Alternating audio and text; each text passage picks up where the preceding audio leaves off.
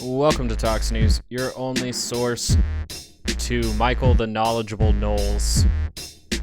I am your host, the wacko weirdo, rebel scum, Jedi hero, whichever side you sit upon. Today's date is May 21st, 2021. Let the record show. We begin with the Pledge of Allegiance. I pledge allegiance to liberty and justice for all. So, I was given a good reminder to say, hey, like, subscribe, dislike, rate, review, comment, do whatever you need to do in the comment section below, the like button, dislike button, subscribe, rate, all of that stuff. Do it for me. No matter how you feel about this podcast, it really helps fight the algorithm in these algorithmic days. And so actually after that, we're just going to get right into these Michael Knowles clips. The news cycle is pretty weak right now.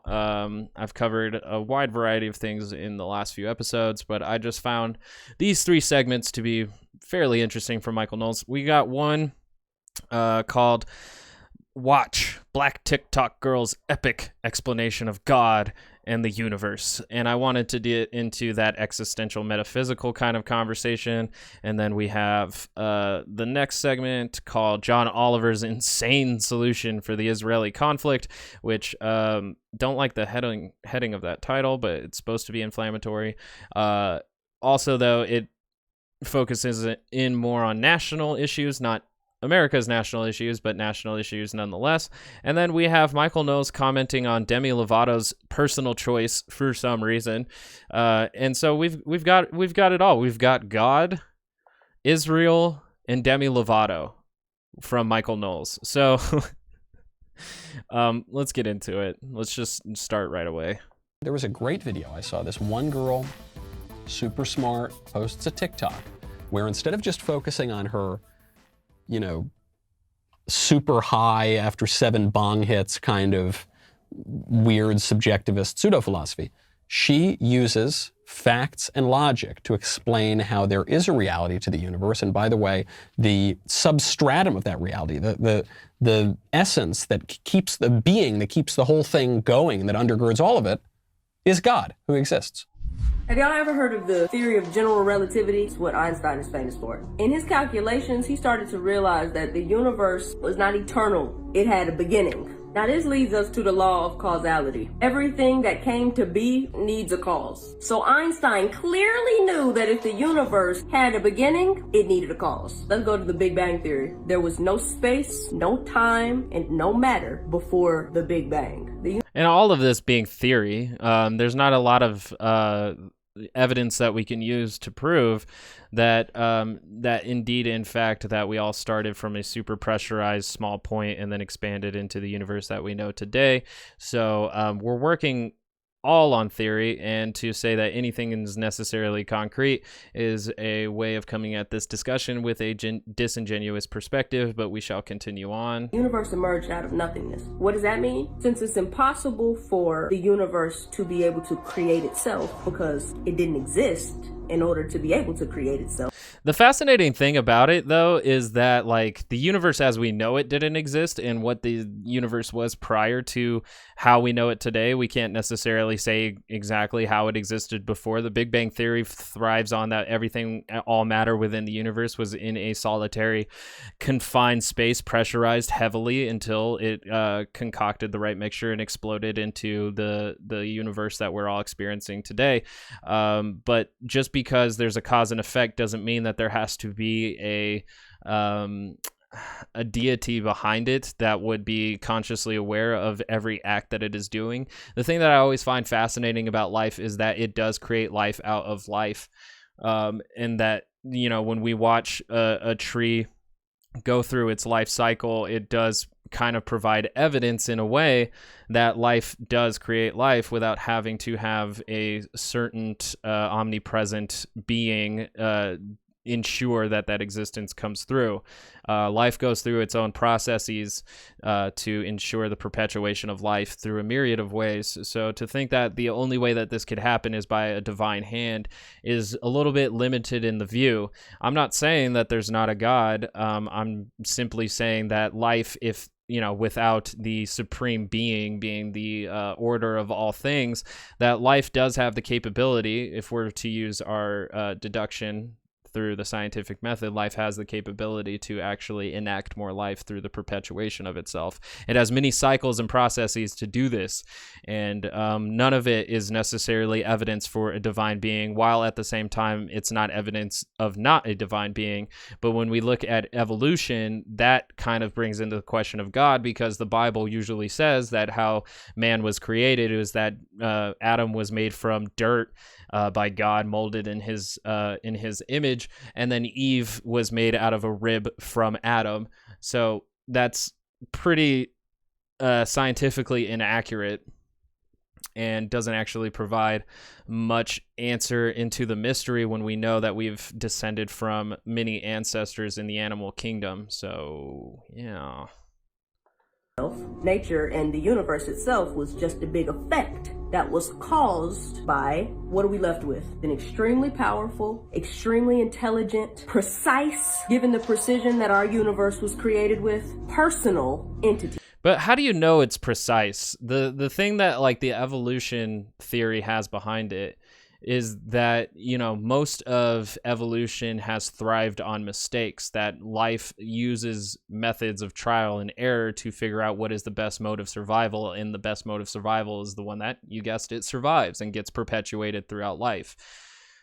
So I don't know how exactly we can say that everything is precise, just because we can find balance in how the environment interacts with itself. If we were to say that life, like God, is that precise, then we have to question why everything comes out so differently. Like why there are so many variations in so many things, whether it's plants, animals, the human experience. There's variations on so many levels on every life form that you can't really say that it is that precise. I don't know what she's saying is precise, because we're not getting that specific, because after she assumed that since there was nothing to cause, or that we think there's nothing to cause the Big Bang, then she took the leap of logic and used the same God fallacy: since I can't explain it, then it must be God.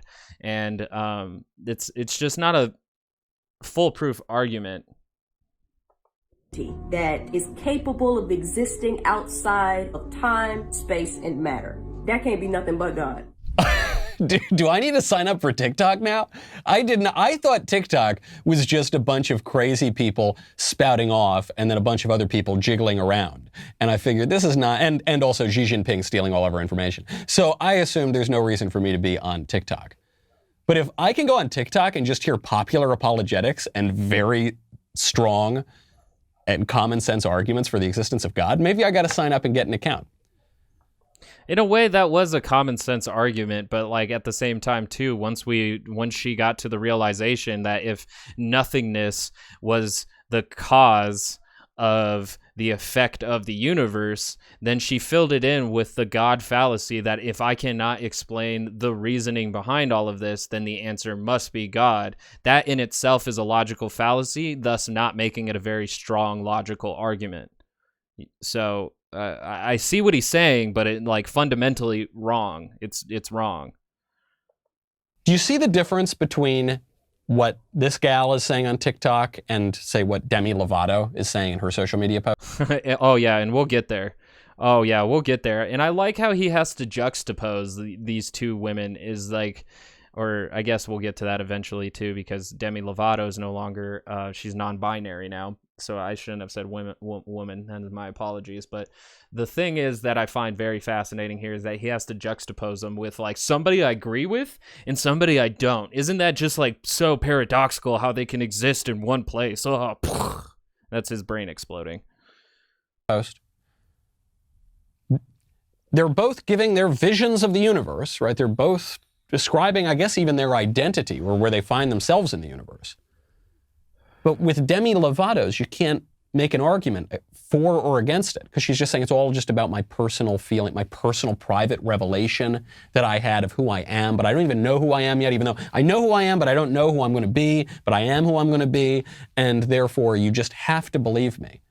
And if you don't, you're kind of a meanie. And you'll hear more from my friend Alok or whatever.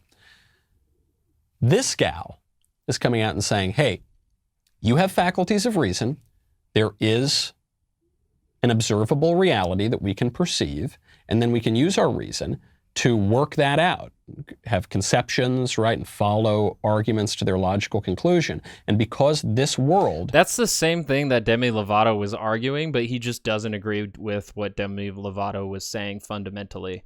And the fascinating thing that I find about human beings is that we think that we, just because we have these rational capabilities, that we can rationalize and reason things, that is somehow the peak of it. That, like, since we can rationalize and reason, then it must be the answer. As if, like, our perspective, our so-called common sense, isn't limited to the sensory provisions that we have, which is very limited completely. The fact that, like, without science, everybody was sold on the idea of having like 5 to 10 gods dictating the entire life before another religion came up and said, actually, it's all one God, should completely disqualify human rationality and reasoning from being the apex predator and figuring out what the fuck is going on in the universe. We should actually just humble ourselves and accept that there's not a lot that we can truly know, and so there's nothing wrong with curiosity continually opening doors. But that's not Michael Knowles' case here. Michael Knowles' case is that we are a Judeo-Christian valuing country, and so you should value the Judeo-Christian beliefs. That's what we're doing right here. And it's very narrow-minded, and it closes minds from actually, like, opening themselves up to a metaphysical mystery and wonder and possible adventure of self-discovery. So very unfortunate. Is caused, because we're all sort of caused beings and contingent beings, even, then you've got to trace that all the way back to God, to an unmoved mover, to an uncaused cause. That's not... Because, like, literally, like, if I was going to use my common sense and rationality, I could say, because we have scientific proof on how wind generates itself and then moves itself across the planet. But yet, just because people can't understand the scientific language, it's much easier to say God moves the wind. And so it's a lot, it's that logical fallacy. If I cannot explain it, then it must be God. That is not a reasonable excuse to go with your beliefs. It's not. You can use your faith. You can say, I have faith that it's God, but you can't say absolutely for certain that it's God. Otherwise, you're committing a logical fallacy and you are harming your argument while at the same time not allowing the people listening to you to empower themselves with an alternative view. So, like, again, I just wish that this wasn't the perspective conservatives are always taking, which is a very rigid life experience. Not just a, hey man, wouldn't it be weird if it were like this? That's a logical argument. If we are going to have a society that is living in reality, we got to base it on that. You can't, it's not possible to be living in reality if you base it on the Demi Lovato thing. Because it's not even just that she's wrong, it's that she doesn't accept reality. Yeah, but anyways, Demi Lovato doesn't bring God into the discussion, though. So, like, having this conversation here and being like, since I can't know for certain what caused the evolution of life in the beginning of the universe, then it must be God. That I can't, like, it's not as logical as Michael Knowles is saying it here. You're replacing rational reasoning with faith. You have faith that it is God that is the man behind the curtain doing all of these things. So you cannot say rationally and reasonably for certain that it is God, because we don't have any evidence to provide except for her language, which is everything is precise, which wasn't explained at all. That's vague language. I could say that I was talking very precisely when I know damn sure well I'm just ranting. So, that reality exists at all. But unfortunately, the Demi Lovato theory of the world is much more fashionable at the moment than that girl's theory of the world. Also Thomas Aquinas' theory of the world, that they have nothing to do with each other. Like, Demi Lovato's experience within herself has nothing to do with this conversation and God. It's just fundamental on the disagreement of what she said that Michael Knowles is making fun of here. It had literally nothing to do. She does talk about time and space a little bit, but it doesn't remove the existence of God. So it's so strange that he's propping her up on this pedestal as a godless human being when we should be praising the one who will use a logical fallacy to explain the existence of the universe. What? Reciting. The trans ideology is more popular at the moment. Hey there. I like how he's like says it like that, like the trans ideology is out there to in an attempt to replace God. Like that's not what's going on. But like I'm sure that there are religious trans people out there who are subscribed to Judeo-Christian theology. I don't know how many. It's probably a fraction of a fraction, but that's nonetheless, like, I'm sure there are trans people who believe that they are allowed to identify as the gender that they see fit for their lives while also simultaneously praying to a one God. Maybe even Jesus Christ. Not really sure. But since that conversation had a lot to do with Demi Lovato, I'm going to have to do Demi Lovato's video. I'm switching up the order. We're going to do Demi's video, and then we'll get into him talking shit about John Oliver. Lovato is now identifying as, she previously identified as pansexual. She's now changing that to identify as non-binary. I don't know exactly what the difference is between those things, but... And that should disqualify Michael Knowles from having this discussion whatsoever. If you can't tell the difference between a non-binary person and a pansexual person, you should not be talking about sexual orientation and gender identity, because obviously you do not have the sufficient resources to have this discussion. Non-binary is a gender identity. Pansexuality is a sexual orientation. If you do not know these things, Google them. If you Google them, that's fine. If you do not know these things and you have a conversation about them before doing any research on your show that is paid for by billionaires, you should cancel yourself before anybody else has to, because this is a ridiculous way to start out your video, is by saying, I don't know anything about these words, but it's ridiculous that Demi Lovato would just identify herself like this. Like, how dare she? But I know that the effect of this latter one is that she now identifies as multiple people. She wants her preferred pronouns to be they and them. And she announced this. Yeah, so Michael got a ball and they wanted to go and play basketball. Does it have to be a fucking plural pronoun, or are you playing by your own grammatical rules? Because they has been used to describe gender neutrality for a minute. For a hot fucking minute, Michael. Like, if you get a basketball and I choose to say Michael, he owns a house, and they invited me over, you're going to say, oh, there's not multiple Michaels. Like, yeah, I know, dude. I'm talking about you. And he's like, well, use my proper pronoun. In a pretty trippy video. Living in the fourth dimension means existing consciously in both time and space. Hold on, pause it right there. Already, you see, we have a little problem about the agreement and disagreement on reality. She says living in the fourth dimension means living consciously in time and space. That's called living in the third dimension, right? I'm not a physicist, but I'm living in 3D right now. Yeah, and you're doing great by acknowledging the fact that the space only has third dimensions. Like, the theory that we have multiple dimensions layered upon each other tells me that you're not very aware of space very much in the fact that we have theories of multiple dimensions being layered on top of ours. The fact that, like, ants can only see in 2D, although they are third dimensional characters to us, like, dude, you're already not living, you're living way beyond, like, below the fourth dimension by saying, I live in the third dimension and I'm aware of time and space. In fact, I'm in my office and it's 4 o'clock. Like, good for you, dude, but you just sold yourself away by saying it's ridiculous to consider the fourth dimension. I see, I've got space, I understand volume and things like that, and I'm living in time. I know sometimes people call time the fourth dimension. I don't know, it seems a little hippy-dippy to me. So... Oh, yeah, dude, but, like, he'll instantly buy the leap in logic from the general the general theory of relativity, telling him that since we can't explain it, it must be God. That's doable for him. But with the theory of time being the fourth dimension, the expression of the fourth dimension into the third, that's too much for him. That's just hippy-dippy nonsense. I'm not even going to consider that. I would much prefer that we just say time is God. That way I can understand it and move on my day. I just want to watch football and eat chicken wings.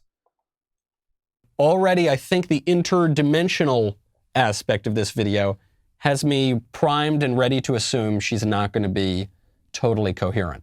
She goes on. But for me, it means having conversations that transcend the typical discourse. I want to take this moment to share something very personal with you. Over the past year and a half, I've been doing some healing and self-reflective work.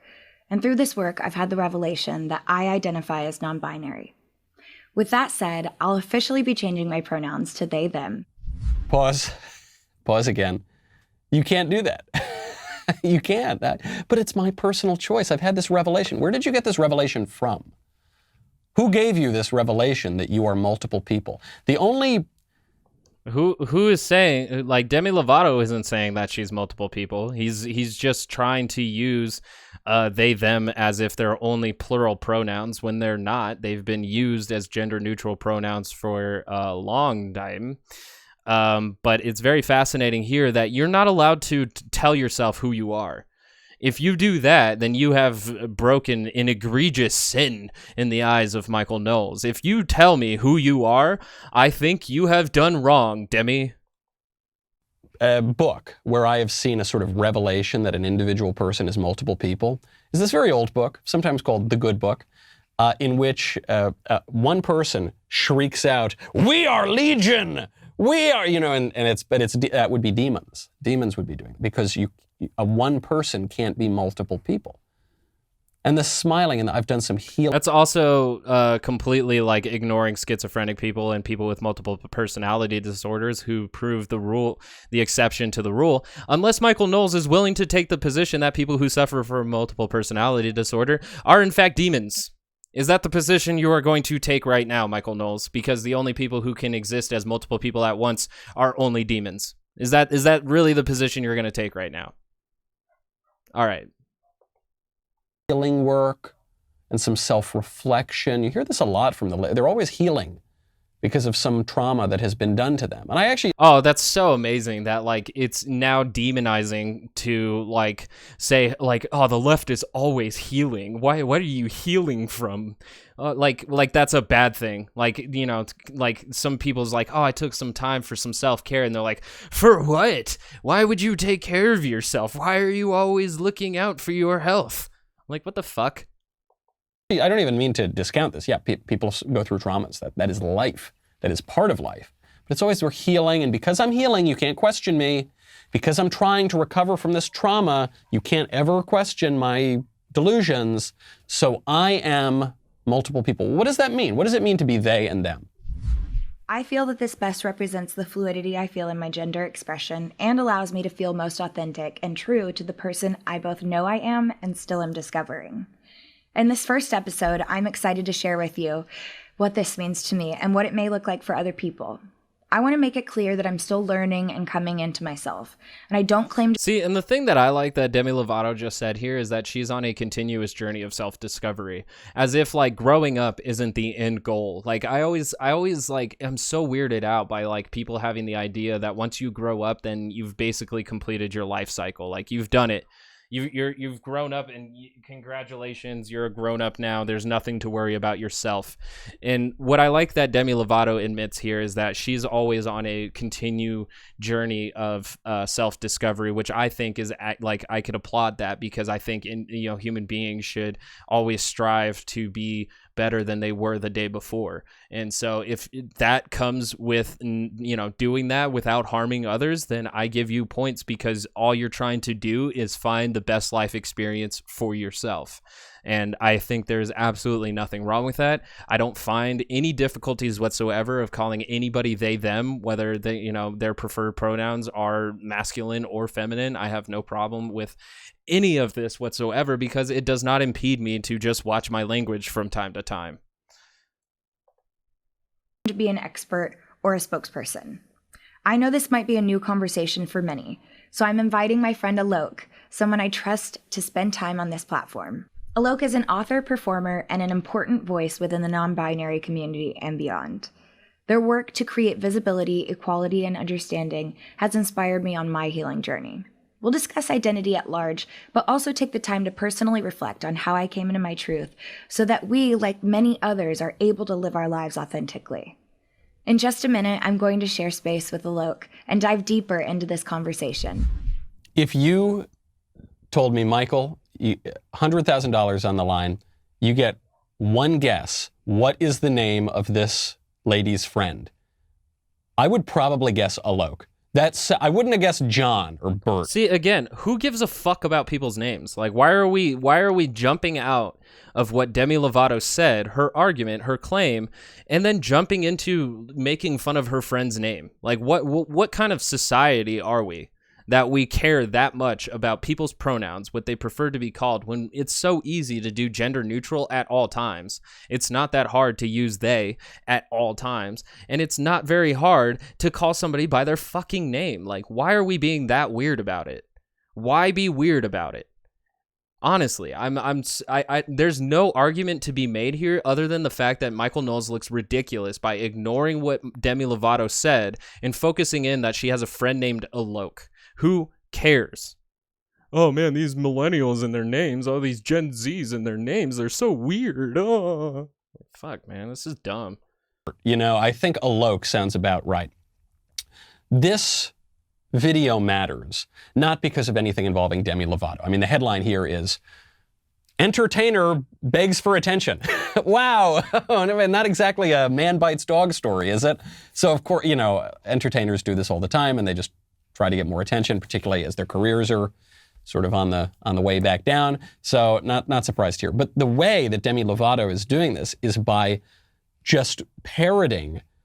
It's like a parody of leftist jargon. She's just fitting all the leftist slogans, my truth and self-discovery and healing and this journey, into one sentence. And it's, you know, it's not going to be coherent really from the beginning of it with the fourth dimension stuff. But even in this little bit, she says, we're going to talk about the person that I know I am and am still becoming.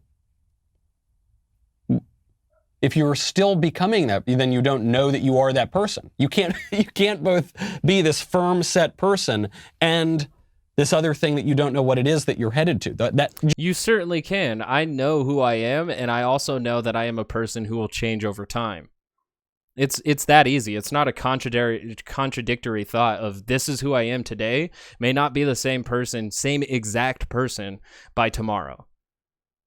It's really weird that people have to be so consistent that you have to know who you are at all times, even when you're faced with a challenge of whether or not you fit into society's rigid lines of gender identity. Like, just allow people to discover who they are and allow them to say they know who they are, and that is a person on a journey to self-discovery. Just let them be themselves, and then you will eventually see that people can self-actualize and find their own happiness without having to prescribe to the specific worldview and experience that you live. This is dumb. I'm genuinely, like, upset because of the fact that, like, conservatives are always talking about how individual liberty is so important, and then when somebody expresses their individual liberty, when it doesn't fit their box, they get upset about it, and then they demonize that person and then attack the community that person lives with. So this is just straight up bigotry, and Michael Knowles should genuinely be ashamed of himself. Just that alone is not possible. But it's actually multiple people, right? It's they and it's them. And that sort of thing does not jibe with any semblance of society. It's the radical subjectivism of the phrase, my truth is enough. Just that alone is enough to destroy society. I'm not being... See, what's very funny to me is that he keeps using they and all of that stuff to be like, oh, it's a plural pronoun. The definition here, hey, hi, hello, it says used to refer to or more people or things previously mentioned or easily identified. And then here we have the second definition, used to refer to a person of unspecified gender. So if we're actually going to hold ourselves to agree to a consensus of reality, and that's what we genuinely use dictionaries for, is that dictionaries are to hold our consensus in what these words mean, they does work in that regard. And even though you do not agree with it in your worldview because you do not like people stepping outside of our gender identity within this world, doesn't invalidate it because obviously society and culture has already moved past you, but you're clinging on to it so you can help your buddies in the local governments pass incredibly anti-transgender bills. So this is, you should be ashamed. You should really be ashamed to say that you support individual liberty, and then when somebody expresses it that doesn't agree with your worldview, you demonize and criminalize it. That's wrong. That's wrong. Being hyperbolic here, folks. I don't mean to say that the bizarre musings of some entertainer are threatening to destabilize society. She is representing a very popular ideology right now. And if we cannot agree that there is truth, in Tim Ryan's words, if we can't agree on reality, then we can't get along in society. And what she's saying is not even I disagree with conservatives on reality. She's saying I don't believe there is reality. I'm saying it's my truth, and I'm becoming this radically subjective thing. And I know I look like a woman and everything, and I talk like a woman, and I obviously am a woman, but I've had a revelation that I know that my true self, who I am not even that person yet, but I know that I am that person, is multiple people. Well, there goes society. Never has she said that she's multiple people. The point of non-binary gender fluidity is that at times you feel more feminine than masculine, and at other times you feel more masculine than feminine. It's not different people living inside one body. It's just the gender role that you play is much more fluid. Michael Knowles wouldn't understand this because he lives in a very rigid masculine role, and he thinks that if you have this genitalia, then you too must live up to that gender role. You have to fit inside his conformist box in order to participate in this society without being heckled just for existing. This is a very unfortunate video that I cannot believe that I did not get this mad earlier. Like, this is unbelievable. There, it's over. Hey there. Yeah, it is over, Michael. Holy crap. Oh my God. Oh my, all right. I feel like I got everything out on that one I can. So, since this is going to be a shorter episode, we have the final segment here, which Michael Knowles says, watch John Oliver's insane solution for the Israeli conflict. Brits are saying very stupid things these days. They are. They are. You know, I love our Anglo motherland. You know, I even like the royal family. Why? Why? Because the founding fathers weren't particularly keen on him. Why are you? Is it because they represent those traditional values that you wish everybody would instill themselves, which is respecting a monarchy, which obviously oppressed more people than any other form of government that we currently have today? Okay. Well, let's let him talk. German interlopers. I even like them. I do. I really like Queen Elizabeth. But some Brits are saying really, really stupid things, such as John Oliver. It occurred to me the other day that John Oliver is... I said this last time when I think Crowder covered something that John Oliver had said, and I think they always try to disqualify John Oliver's criticism of the United States by saying, oh, he's from Britain, what does he know?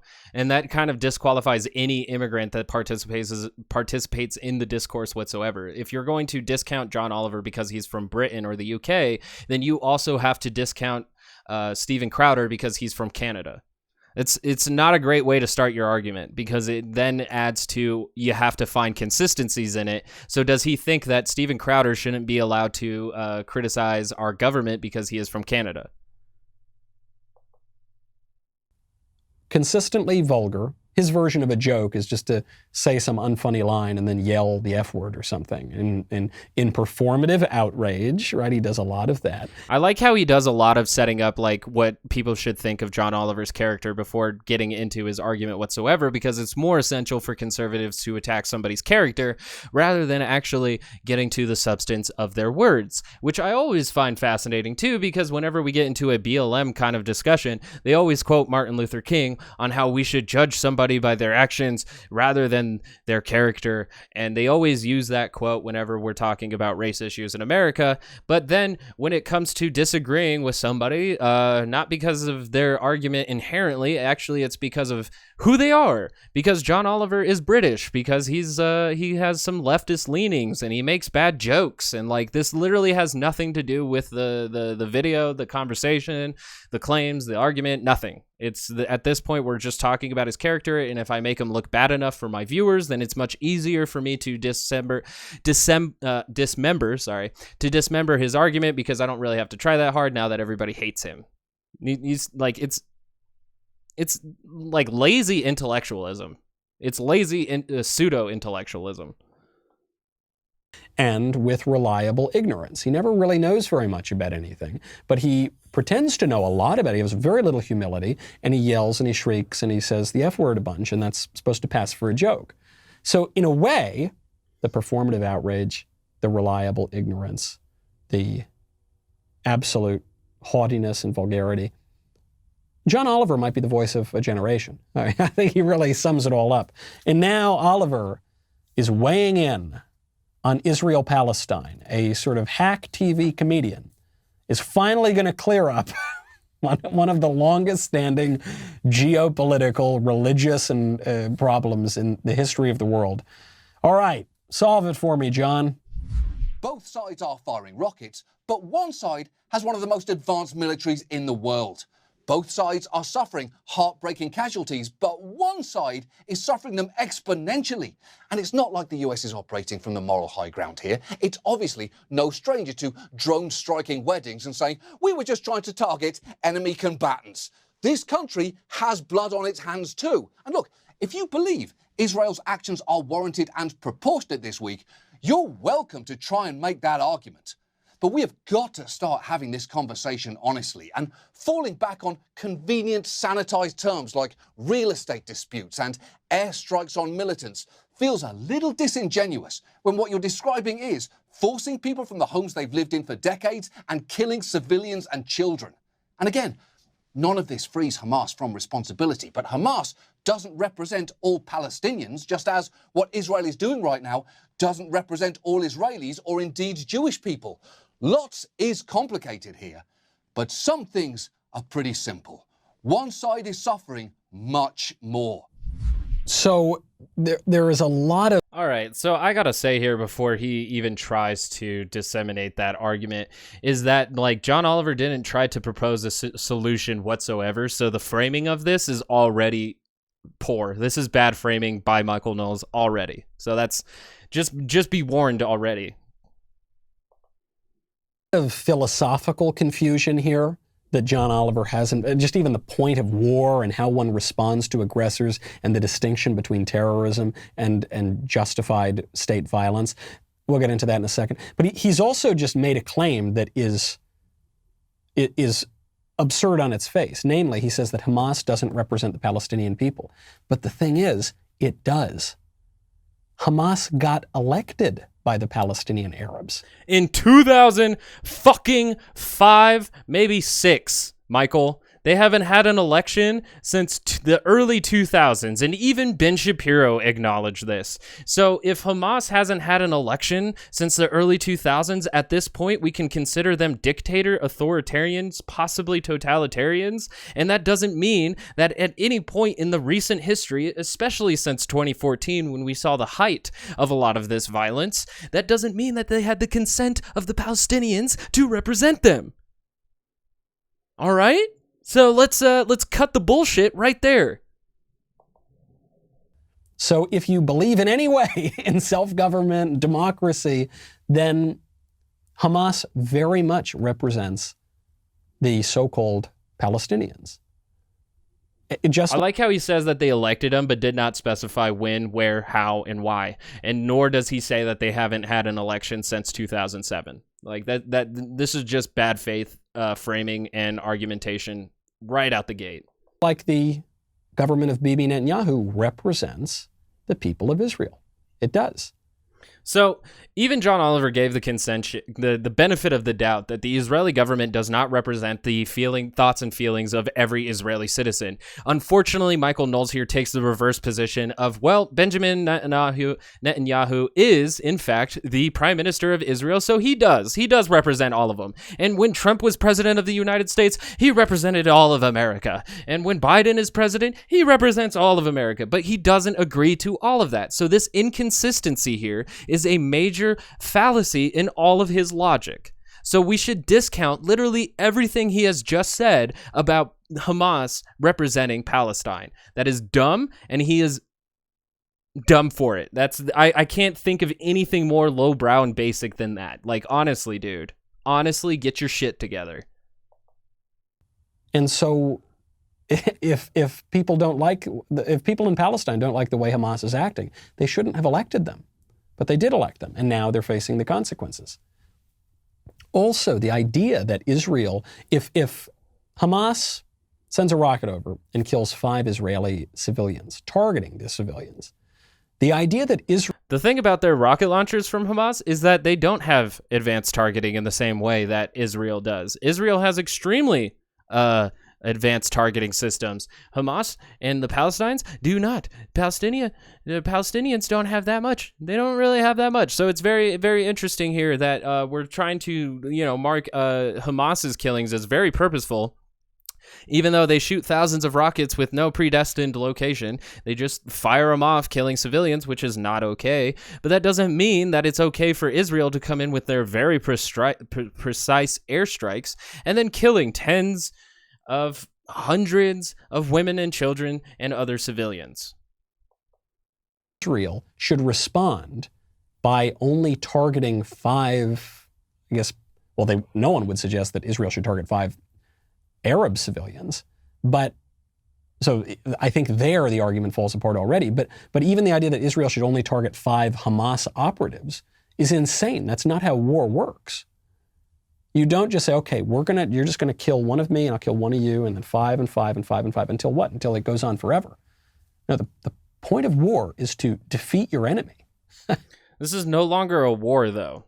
And I've already gone through this in my last episode, so go listen to that. This is no longer a war, and so making the case that Israel is still acting in its best interest of survival is a horrible argument to make, because Israel will not suffer any more than Palestine would if they were to cease their military engagements. Palestine has such little land and power that they have very little to offer in the form of resistance. So it's pretty wild to me that he just argued the case that if Hamas kills 5 Israeli citizens, that Israel is free to do whatever the fuck it wants.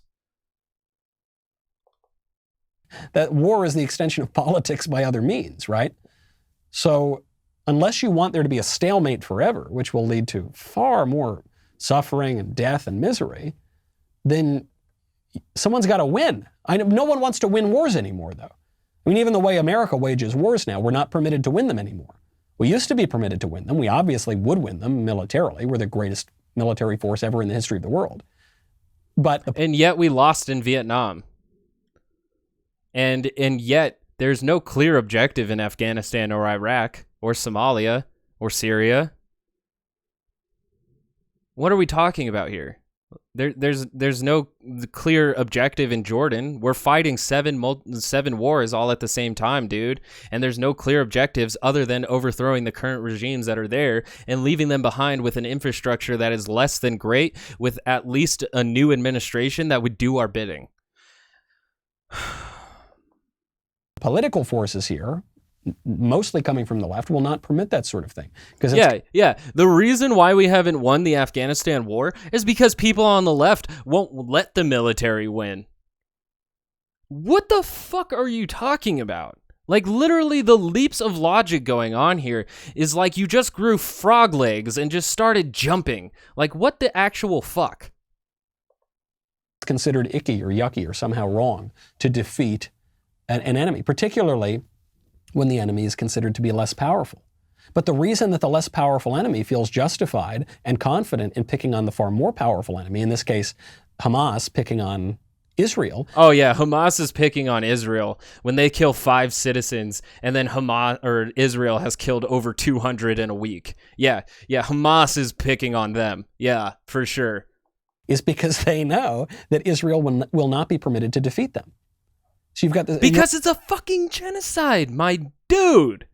Because at this point, with the conditions that are going on in Gaza, humanitarian aid being blocked, the lack of vaccines for COVID-19 not going to Palestinians, the fact that their population has been sharply reduced over 100 years, on top of them being displaced from their homes during that time. This is no longer a war, my guy. This is genocide. It is so obvious to see, but yet you are so okay with the loss of life as long as it is Palestinians that you will give any apologetic excuse to Israel and allow this genocide to happen. It is insane to me.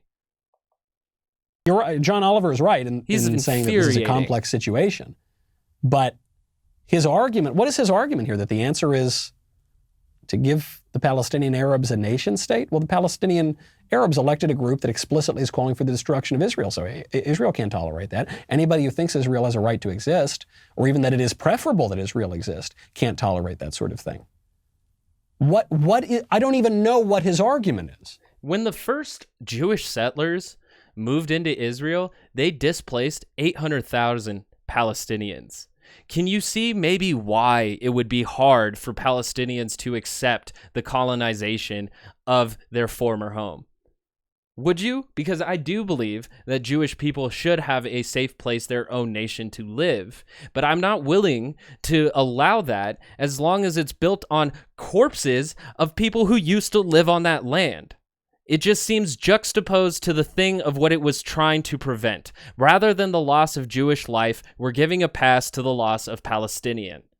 It's incredibly fucked up that we've been making this argument for the past 100 years to allow this genocide to reach the point that it is at right now.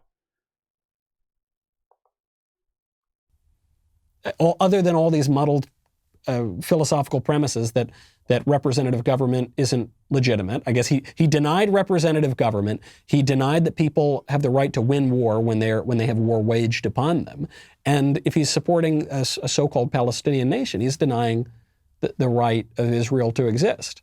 So, okay, then go ahead. He didn't even talk about any of that. He didn't talk about any of that in the short clip that they showed. So it's very amazing to me that he's making all of those assumptions after the fact.